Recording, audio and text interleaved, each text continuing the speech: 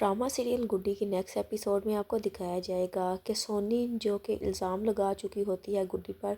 और अब उसकी खाला गुड्डी से कहती है कि तुम्हें इस तरह से सोनी पर इल्ज़ाम नहीं लगाना चाहिए, तुम अपने काम से काम रखो तो बेहतर यही है। तो अब गुड्डी को उसकी खाला कह देगी कि अगर तुम्हारे खालू को इस बारे में पता चल गया ना तो वो तुम्हें हाथ पकड़ कर घर से बाहर निकाल देगा, इसलिए बेहतरी इसी में है कि तुम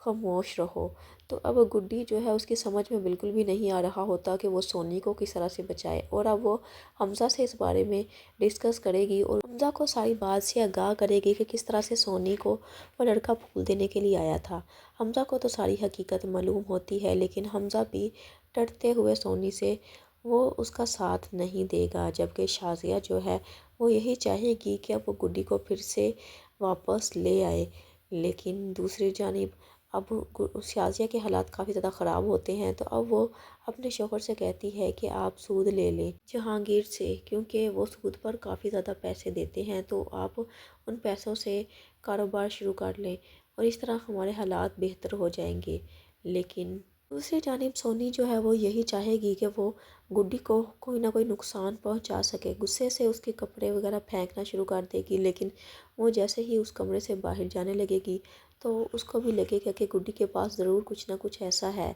जिसने मुझे नुकसान पहुंचाने की कोशिश की है। और अब वो फिर से अपनी माँ को ये बताएगी बार बार, ताकि वो गुड्डी को इस घर से रुखसत कर सके,